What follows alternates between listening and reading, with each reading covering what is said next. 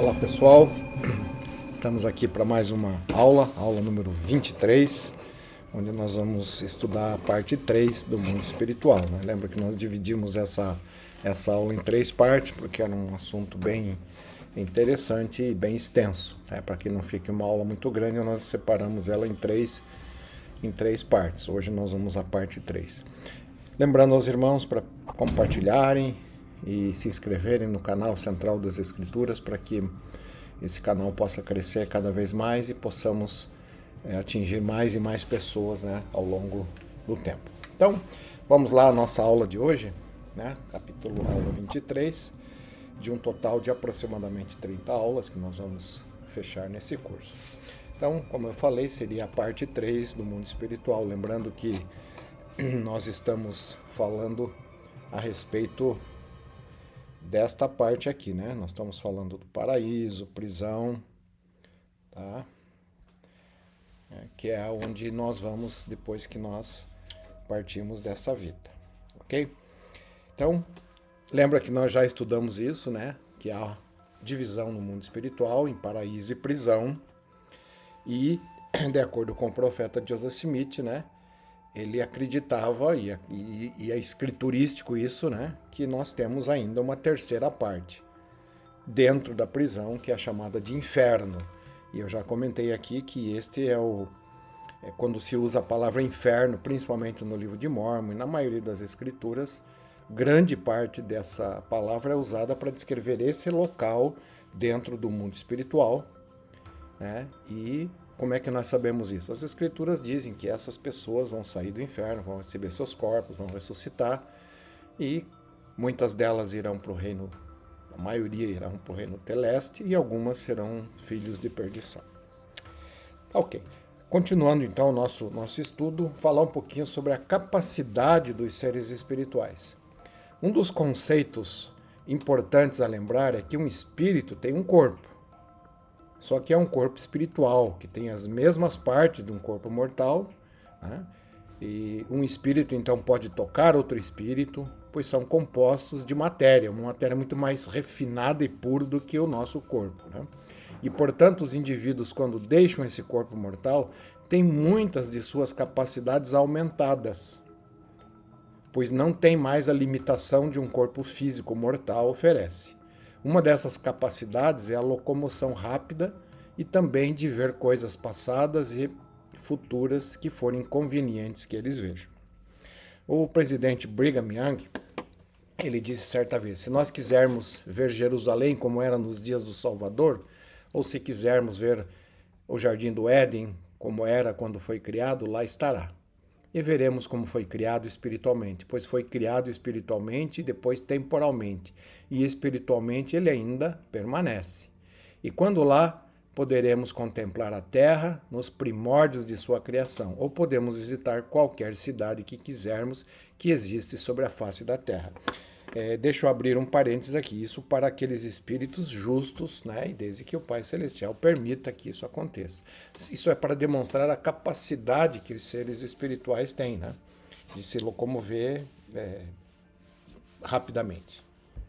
Em outra ocasião, ele disse que tão rapidamente quanto o espírito é libertado desta casa de barro, é livre para viajar com a velocidade do relâmpago a qualquer planeta ou estrela fixa, ou para os confins da Terra, ou para as profundezas do mar, de acordo com a vontade daquele que ordena. Tá? Então essa é a capacidade dos espíritos, né? Por ser uma matéria muito mais fina, eles têm essa capacidade, que a gente, na nossa capacidade mortal, a gente não consegue entender isso plenamente. Pelos relatos que nós encontramos nas escrituras, né, quando mensageiros espirituais aparecem como espíritos, eles aparecem brilhantes e parece que quanto mais fiéis, mais brilhantes eles se parecem. Eles também podem pairar no ar e têm grande mobilidade e podem atravessar paredes. Tá? Acredito também que nossa capacidade de aprendizado será muito maior sem a limitação do corpo mortal. E nossos sentidos espirituais podem ser usados com uma maior intensidade. Pois como o espírito é matéria, mais refinada, portanto, mais apta a aprender. É evidente que quando esse espírito e um corpo perfeito estiverem unidos, teremos ainda mais capacidade de aprendizado e progresso. O profeta Joseph Smith também ensinou que o conhecimento salva o homem. E no mundo dos espíritos, nenhum homem pode ser exaltado senão pelo conhecimento.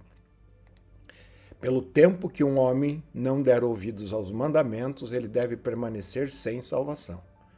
Se um homem tem conhecimento, ele pode ser salvo, embora, se ele for culpado de grandes pecados, ele será punido por eles. Mas, quando ele consentir em obedecer ao Evangelho, seja aqui ou no mundo dos espíritos, ele será salvo. Está lá nos ensinamentos do profeta Joseph Smith.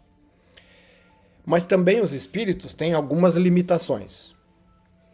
A separação do corpo, né, trará o retorno das limitações e perda das habilidades que afetarão o bem-estar de cada habitante no reino espiritual. Elder Melvin J. Ballard, né, que foi um apóstolo, reconhece a importância em disciplinar o corpo e o espírito juntos e ensina a importância do arrependimento durante a vida mortal, ao invés de procrastinar, né, deixar para depois o processo de arrependimento até a vida espiritual. Lembra, arrependimento é mudança. Então, o que ele está dizendo é que nós precisamos mudar o quanto mais pudermos nesta vida, para que possamos ter mais vantagem na vida futura.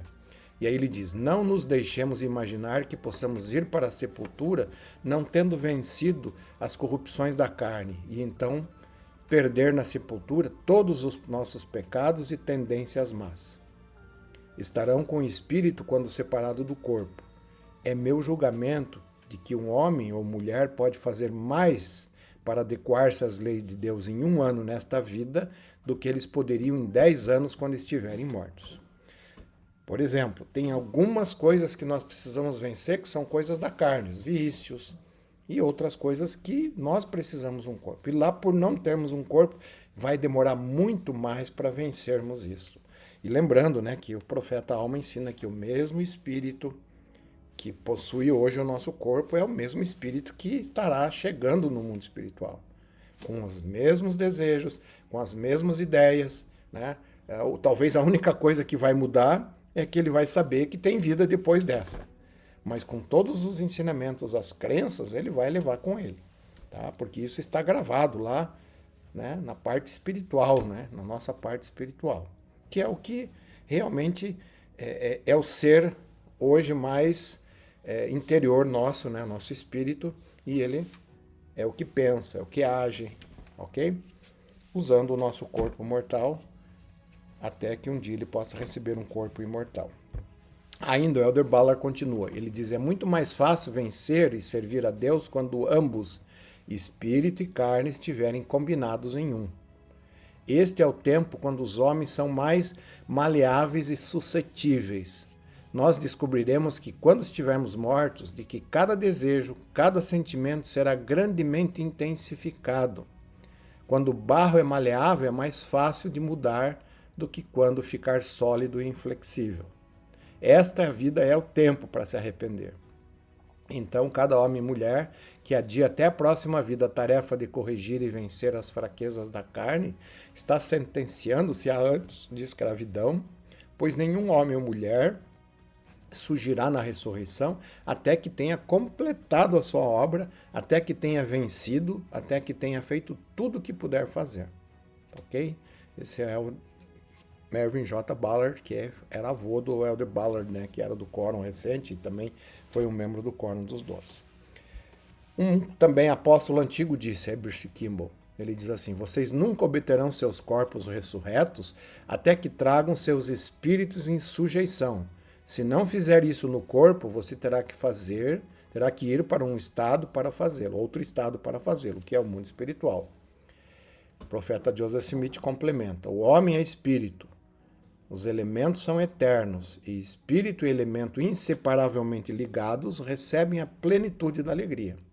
E quando separados, não pode o homem receber a plenitude da alegria, pois é considerado como um aprisionamento o longo tempo em que vosso espírito esteve ausente de vosso corpo. Né? O espírito experimentou essa sensação de ter um corpo pela primeira vez quando viemos para a Terra. E o afastamento desse corpo, né, para o espírito é uma coisa ruim. Ele quer de volta ter um corpo para poder progredir, para poder executar outras coisas. E estarão ansiosos, né? Os espíritos no mundo espiritual estão ansiosos para poder ressuscitar um dia e receber um corpo. Só que, em vez desse corpo mortal, um corpo perfeito e imortal, né, na ressurreição. Aquela escritura que eu falei, está lá em Alma 34, né, que diz assim: não podereis dizer, quando fordes levados a essa terrível crise, né, a morte, arrepender-me-ei para retornar a meu Deus. Não podereis dizer isso, porque o mesmo Espírito que possuir o vosso corpo quando deixardes essa vida, esse mesmo Espírito terá poder para possuir o vosso corpo naquele mundo eterno. Muitas pessoas às vezes acreditam que morre, muda tudo. Não, ela vai continuar precisando exercer fé, porque as coisas não são deslumbradas para a pessoa imediatamente depois que ela morre. Então, como ela sai daqui com os mesmos sentimentos, as mesmas crenças, as mesmas filiações, tudo isso ela leva, porque na verdade a nossa essência é o espírito. Essa aqui, como eu mostrei, né, uma luva.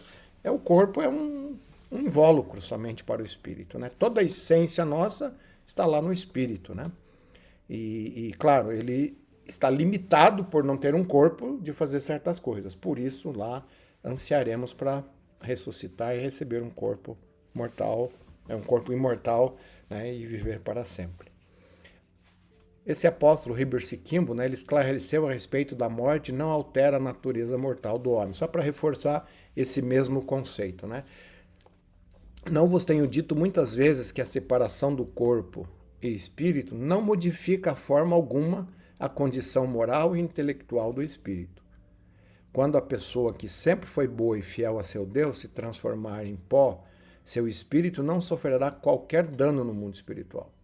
Não é o corpo que controla o espírito no que concerne a sua disposição, mas o espírito que controla o corpo.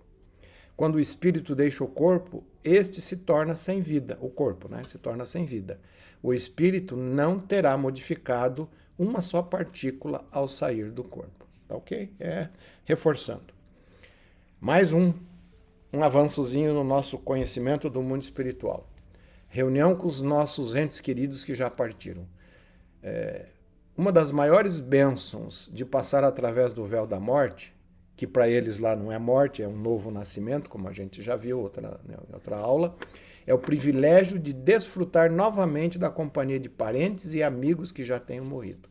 O profeta Joseph Smith, ele expressou sua expectativa de uma reunião muito feliz com nossos antepassados. Ele diz: eu tenho pai, irmãos, filhos e amigos que foram para o mundo dos espíritos.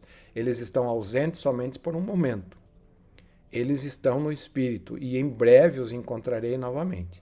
Quando partirmos, nós saudaremos nossas mães, pais, amigos e todos os que amamos, que adormeceram em Jesus. E será uma eternidade de felicidade.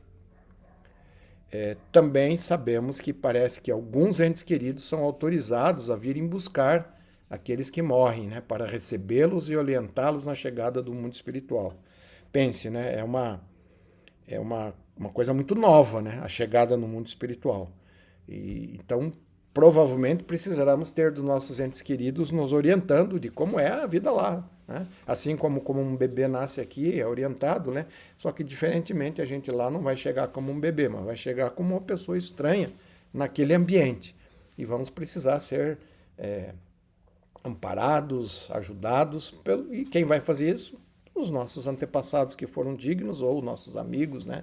Ou algum líder designado para isso. Um outro assunto interessante também que se tem falado, né? E já foi citado lá na revista da Sá Socorro, né? Que quando morremos, parece que é nos permitido cuidar do corpo até ele ser sepultado. Talvez seja por isso que muitos relatam que podem sentir a presença de seus entes queridos durante o funeral. Paul E. Johnson relata que quando ele retornou ao lugar onde seu corpo estava, ele foi informado com ênfase que seu primeiro dever seria cuidar do seu corpo até que ele fosse enterrado, como sendo este conhecimento necessário para tê-lo de volta na ressurreição. Então é uma outra ideia a respeito também da morte, né, e de cuidado do corpo. Outra coisa importante, todos ouvirão o evangelho no mundo espiritual. Um dos grandes trabalhos realizados no mundo espiritual é a pregação do evangelho. O Salvador Jesus Cristo, nos 3 dias, né, em que esteve no sepulcro, esteve no mundo espiritual para organizar e iniciar a pregação do evangelho aos espíritos que não tiveram oportunidade de conhecer o evangelho enquanto na vida mortal. Então parece que lá é o trabalho dos que estão no paraíso, e provavelmente também alguns que já se converteram e ainda estão na prisão esperando as ordenanças, né, se tornem missionários e ensinem. E muito provavelmente vão ensinar seus antepassados ou buscar seus antepassados e apresentar a eles o evangelho. O apóstolo Paulo conhecia essa doutrina, né, quando ensinou: Cristo morreu uma única vez pelos pecados, o justo pelos injustos, para conduzir-vos a Deus, morto sim na carne, mas vivificado no Espírito, no qual também foi e pregou aos espíritos em prisão, os quais noutro tempo foram desobedientes, quando a longanimidade de Deus aguardava nos dias de Noé, pois para este fim foi o evangelho também pregado aos mortos, para que, mesmo julgados na carne segundo os homens, vivam no Espírito segundo Deus. O que isso quer dizer? Quer dizer que aquelas pessoas que não tiveram oportunidade de receber justamente, né? Quando eu digo receber de maneira justa, que ela possa ter entendido o evangelho, né? Se ela não teve essa oportunidade, nós sabemos que milhões e milhões de pessoas nunca tiveram uma oportunidade, terão uma oportunidade justa no mundo espiritual. Por isso fazemos todo o trabalho vicário que nós fazemos, né? E eles vão ter lá a liberdade, o arbítrio de aceitar o evangelho ou não aceitar o evangelho, né? E aqueles que aceitam o evangelho precisam das ordenanças do templo, das ordenanças vicárias, para poderem continuar o seu progresso, né, rumo ao grau de glória a qual eles forem merecedores. Então, por isso o evangelho foi pregado e é pregado até hoje lá. O profeta Joseph Smith, ao meditar sobre esses versos das Escrituras, ele teve uma visão, a gente já falou sobre isso, e ele diz o seguinte: achava-se reunido em um só lugar um grupo incontável de espíritos dos justos, evidentemente no paraíso, e ali pregou-lhes o evangelho eterno.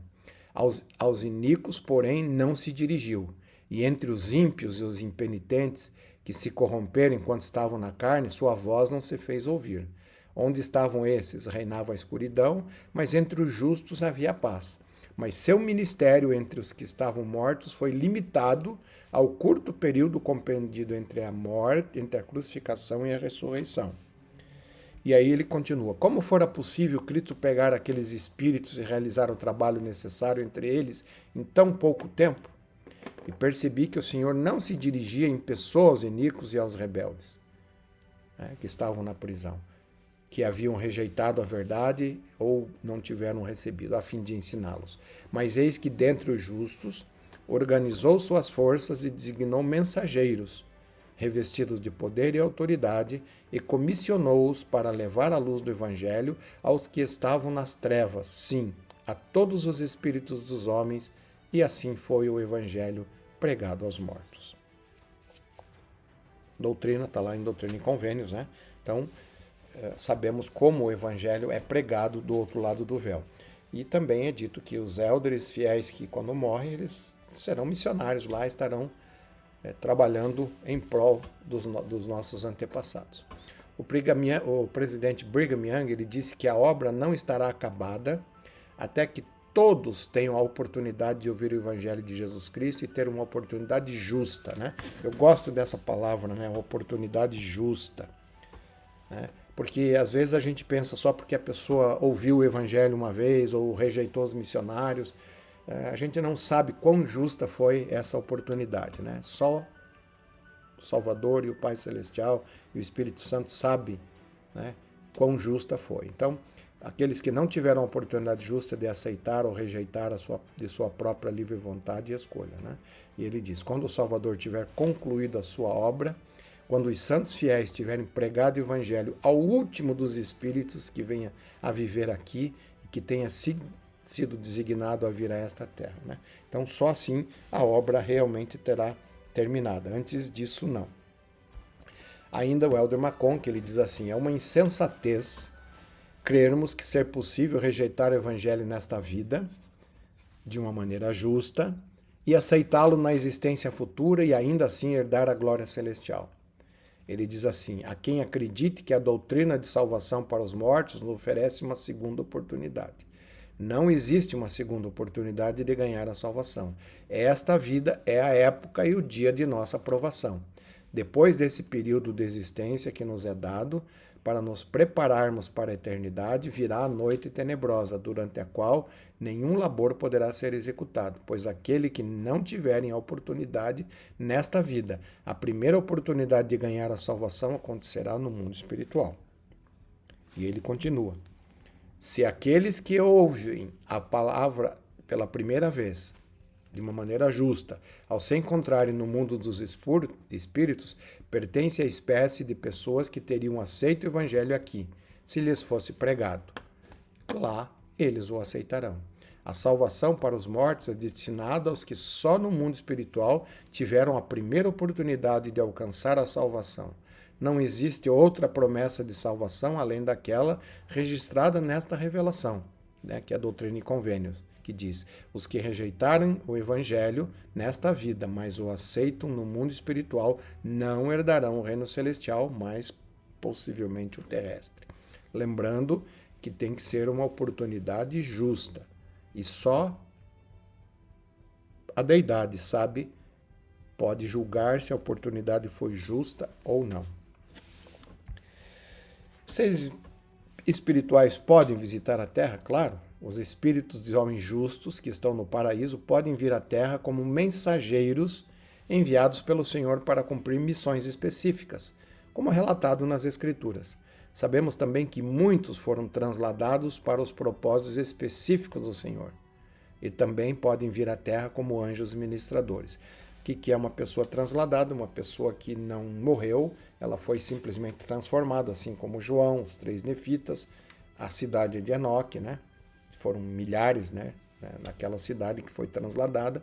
Então essas pessoas ainda possuem um corpo, né, de carne e ossos, mas diferente do nosso, porque elas não provam a morte, não sentem dor, e, enfim, é um estágio diferente, né? Não é ainda um corpo ressurreto para a vida, ainda eles vão ter que transformar, através da morte, esse corpo, né, num piscar de olhos, para ser transformado num corpo celestial.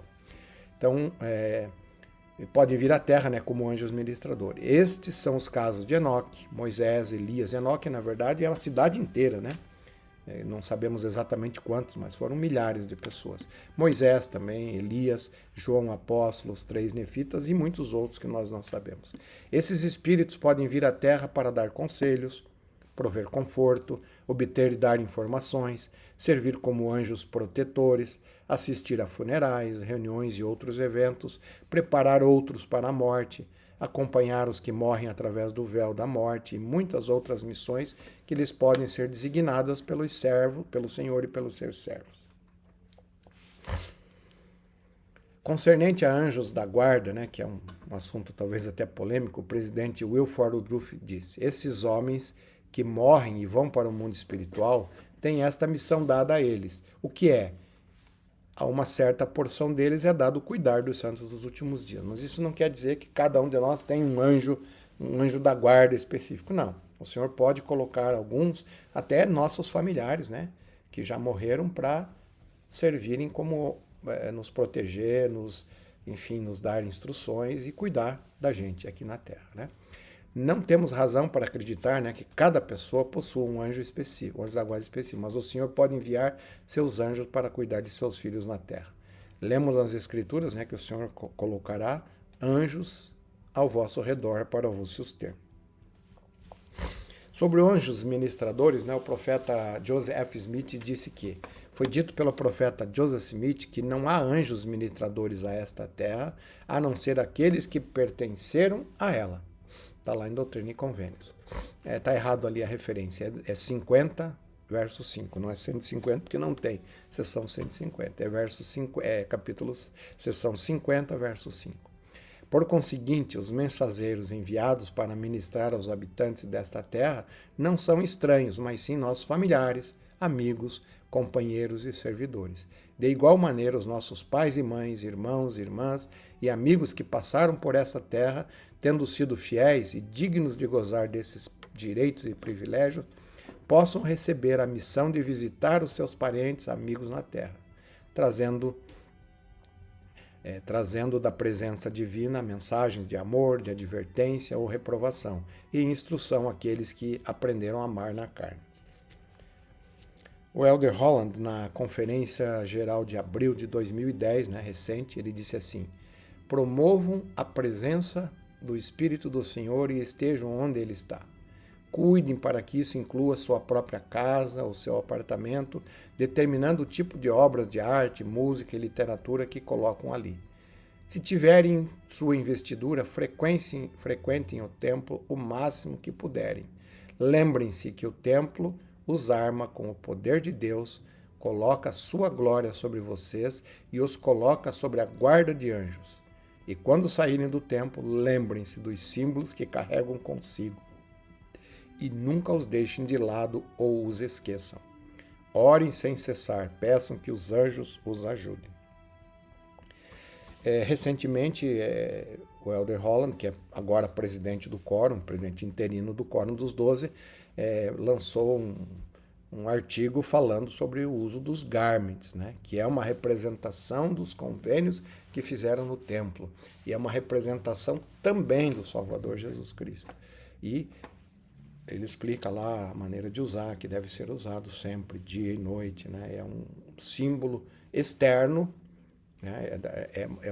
do nosso compromisso interior de seguir o Salvador Jesus Cristo.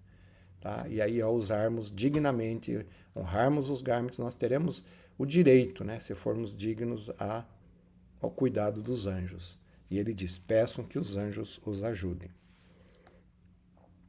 Tem um artigo, se os irmãos quiserem depois buscar, chama-se Minha Alma se Deleita nos Convênios do Senhor. Está lá em 2 Nef 11:15, que assiste o Wendy Watson. Ela deu um discurso na quinta-feira, 30 de abril de 2015, na BIU, na Conferência das Mulheres da BIU. Então é só procurar lá a Conferência das Mulheres da BIU. Ela fala um pouquinho mais sobre anjos, sobre anjos ministradores. É um discurso fantástico, que os irmãos poderão se deliciar com esse discurso. Será que os espíritos maus podem vir à Terra? Aí, esses espíritos maus que são rebeldes e desobedientes, também podem vir à Terra para atrapalhar a obra de Deus e são anjos do diabo ou estão a serviço dele. O Elder Pratt, que foi um apóstolo, lhe disse, muitos dos espíritos que partiram, que estão descontentes, protelam em solitária miséria sobre a terra e no ar, e especialmente sobre seus domínios antigos e os locais que eles eram familiares pela lembrança de cenas passadas. Então ele está dizendo que muitos desses espíritos podem estar aqui na Terra e provavelmente, às vezes, não querendo se afastar daqueles lugares, daquelas coisas más que provavelmente praticavam. E Brigham Young ele disse certa vez, espíritos maus frequentemente se introduzem nas reuniões dos santos dos últimos dias, mesmo se reunindo em número significante bem no púlpito. Então, temos que tomar cuidado para que as nossas reuniões que essas influências não nos atinjam, e não entrem em nossas reuniões. Sabemos que no templo eles não podem entrar. Parley P. Pratt, que foi um apóstolo, dos primeiros apóstolos, um grande escritor também da igreja, ele diz assim, através dos tempos, espíritos maus, sob a influência de Satanás, têm tentado possuir corpos mortais. Jesus, durante sua vida mortal, frequentemente expulsava esses demônios dos corpos mortais. Os mais iníquos desses espíritos é o tipo de que as escrituras falam como espíritos loucos, espíritos imundos, espíritos que afligem as pessoas na carne e engendram várias doenças no sistema humano.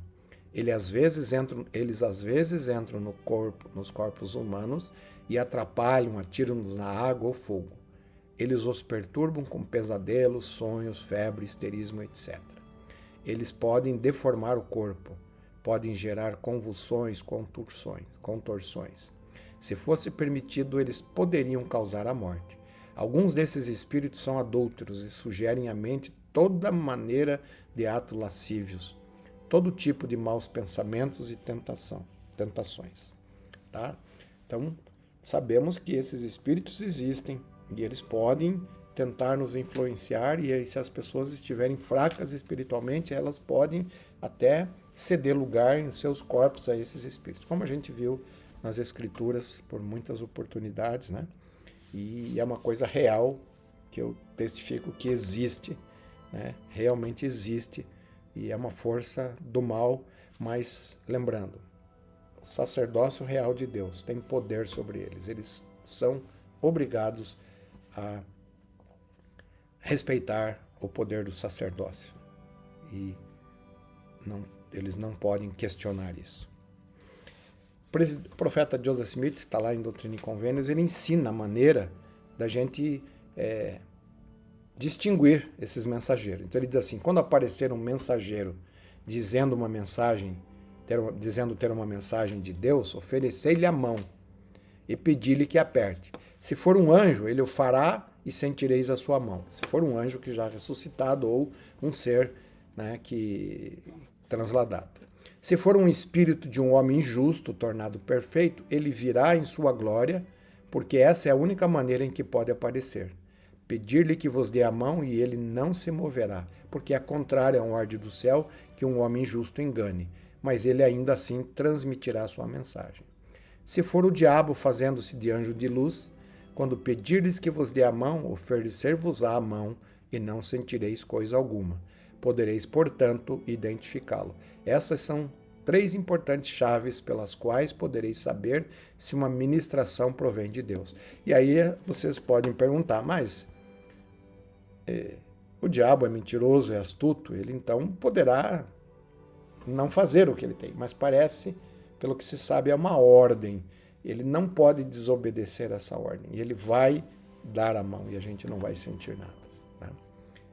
E se a gente olhar lá o exemplo de Moisés, né, quando o diabo apareceu para ele pedindo para que o adorasse, está lá no livro de Moisés, Império Grande Valor, né?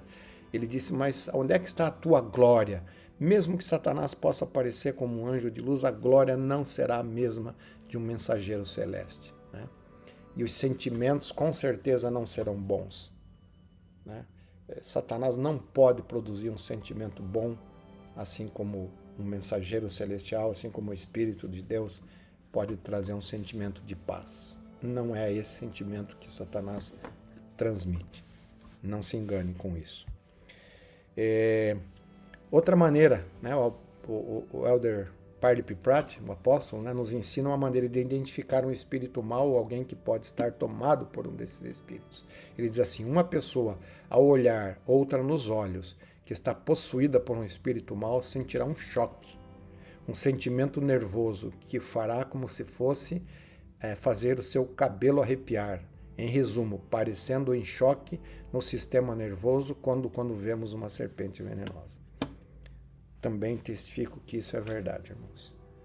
É um sentimento que não é impossível se sentir bem quando temos mensageiros de Satanás ou pessoas possuídas pelo espírito de Satanás. São sentimentos terríveis, horríveis, né?